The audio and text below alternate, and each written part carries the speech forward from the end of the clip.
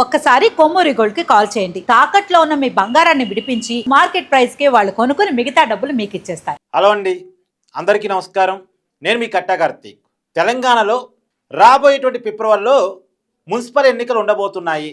ఇది నిన్న రేవంత్ రెడ్డి గారి కేబినెట్ సమావేశంలో తీసుకున్నటువంటి నిర్ణయం. అయితే జిహెచ్ఎంసీ ఎన్నికలు ఎప్పుడు? జిహెచ్ఎంసీ ఎన్నికల్ని 3 ముక్కలు చేయబోతున్నారు. జిహెచ్ఎంసీని ఇప్పుడు కొత్తగా కూడా మున్సిపాలిటీని కలిపారు కదా, గ్రామ పంచాయతీని కలిపారు కదా. ఈ జిహెచ్ఎంసీని 3 భాగాలుగా చేసి 3 విభాగాలకి ఎన్నికలు పెట్టబోతున్నారు. మామూలుగా ఇప్పటి వరకు 150 డివిజన్లు జిహెచ్ఎంసీలు ఉన్నాయి. ఇప్పుడు కలిపిన దాంతో కలిపి దగ్గర దగ్గర 300 డివిజన్లు అవుతున్నాయి. ఈ 300 డివిజన్ని 100 ఇలా చేస్తారని ఒకటి నడుస్తుంది. లేదు, ఈ 150ని ఇలాగనే ఉంచి ఈ కలిపినటువంటి అదనపు 150 డివిజన్లు ఏవైతున్నాయో వాటిని 2 భాగాలుగా చేసి ఎన్నికలు పెడతారనేది ఇంకోటి నడుస్తూ ఉంది. ఇంకా ప్రభుత్వం నుంచి ఒక క్లారిటీ లేదు. కానీ జిహెచ్ఎంసీని 3 భాగాలుగా చేసి 3 కార్పొరేషన్లుగా మార్చి 3 కార్పొరేషన్లకి కూడా కార్పొరేషన్ ఎన్నికలు నిర్వహించాలని చెప్పేసి అనుకుంటున్నట్టుగా మాత్రం నిన్న కామెంట్ సమావేశంలో చాలా క్లియర్గా మనకు అర్థమైపోయింది. అంటే ఇంకోటి 3 మేయర్లు ఉంటారు. 3 కార్పొరేషన్ ఎన్నికలు, 3 మేయర్లు. ఇప్పుడున్న జిహెచ్ఎంసీ కాక ఏదో సైబరాబాదు మున్సిపల్ కార్పొరేషను, ఇంకొక మున్సిపల్ కార్పొరేషన్, మొత్తం 3 భాగాలుగా ఎన్నికలు జరుగుతాయనేది మాత్రం క్లియర్ కట్గా తెలుస్తోంది.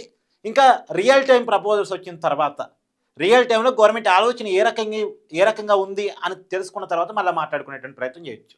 కానీ జిహెచ్ఎంసీ ఎన్నికలు మాత్రం ఫిబ్రవరిలో ఉండవు. ఫిబ్రవరిలో నిజానికి జిహెచ్ఎంసీ ఎన్నికలు పెట్టాలి, కానీ పెట్టబోవట్లేదు అనేది మాత్రం క్లియర్గా అర్థమవుతుంది. మిగతా మున్సిపాలిటీల ఎన్నికలు అయిపోయిన తర్వాత, జిల్లాల కార్పొరేషన్ ఎన్నికలు అయిపోయిన తర్వాత జిహెచ్ఎంసీ ఎన్నికల్ని పెట్టేటువంటి అవకాశం కనపడుతూ ఉంది. మరి ఎంపీటీసీ జడ్పీటీసీ ఎన్నికలు ఎప్పుడు?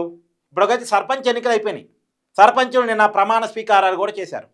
అదే వాళ్ళ పరిపాలన స్టార్ట్ అయిపోయింది. ఇప్పుడు మరి ఎంపీటీసీ జడ్పీటీసీ ఎన్నికలు ఎప్పుడు? ఒక క్లారిటీ లేదు. మామూలుగా జనవరిలో పెడతారని మొదట్లో అనుకున్నారు. ఫిబ్రవరిలో మున్సిపల్ ఎన్నికలు పెడుతున్నారంటే జనవరిలో ఎంపీటీసీ జడ్పీటీసీ ఎన్నికలు పెడతారని అనుకున్నారు. కానీ పెడుతున్నట్టు ఏం కనపట్లేదు. ఎందుకంటే ఎంపీటీసీ జడ్పీటీసీ ఎన్నికలు పెట్టాలంటే ఇప్పటికే రిజర్వేషన్ సిస్టమ్ మీద కూర్చోవాలి. ఎక్కడ ఏ జిల్లాలో ఏ ఎంపీటీసీ స్థానానికి ఏ రిజర్వేషన్ ఇవ్వాలి, ఏ జడ్పీటీసీ స్థానానికి ఏ రిజర్వేషన్ ఇవ్వాలి అన్నది అనేది ప్రభుత్వం ఎక్సైజ్ చేయాలి.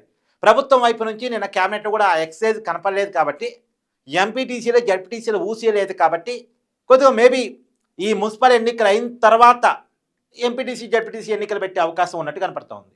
ఏదేమైనా ఒక ఎన్నిక ముందు ఇంకొక ఎన్నిక తర్వాత మోస్ట్లీ వచ్చే ఏప్రిల్, మే, జూన్ వరకు అన్ని రకాల ఎన్నికలు, మున్సిపల్, కార్పొరేషను, ఈ జిహెచ్ఎంసీ, తర్వాత అలాగే ఎంపీటీసీ జడ్పీటీసీ ఎన్నికలు మొత్తం కూడా ఏదైనా 2026 మే, జూన్ లోపల కంప్లీట్ అయ్యేటువంటి అవకాశం అయితే ఉంది. కొద్దిగా అటు ఇటుగా ఇప్పుడు గ్రామ పంచాయతీల ఎన్నికలు అయిపోయినాయి కాబట్టి గ్రామాల్లో కాంగ్రెస్ పార్టీ బాగుందని కాంగ్రెస్ పార్టీ భావిస్తుంది కాబట్టి దగ్గరగా 7,000 పైచీలకి గ్రామ పంచాయతీలని కాంగ్రెస్ పార్టీ గెలిచింది కాబట్టి కాంగ్రెస్ పార్టీ సంబంధిత అభ్యర్థులు. ఇక నెక్స్ట్ మున్సిపాలిటీలో మనం సత్తా చాటాలి. అన్ని ఎన్నికలు ఒకసారి పెట్టుకుంటే ఇబ్బంది అవుద్ది. ఒక ఎన్నిక తర్వాత ఒక ఎన్నికని చూసుకుని వెళ్ళిపోదామని చెప్పేసి ఇప్పుడు పట్టణాల మీద ఫోకస్ పెట్టారు. మున్సిపాలిటీలు, తర్వాత కార్పొరేషన్లు, తర్వాత కార్పొరేషన్లో భాగంగా జిహెచ్ఎంసీని కూడా 3 భాగాలుగా చేసే ఎన్నికలు. కాకపోతే ఫిబ్రవరిలో అయితే జిహెచ్ఎంసీ ఎన్నికలు ఉండవు, అంతవరకు క్లియర్. అది కొద్దిగా 1 నెల 2 నెలలు వెనక్కి వెళ్ళేటువంటి అవకాశం ఉండొచ్చు. చూడాలి ఎప్పుడు ఎన్నికలు జరుగుతాయి, ఎన్నికలు జరిగితే ఎలా ఉండే అవకాశం ఉంది.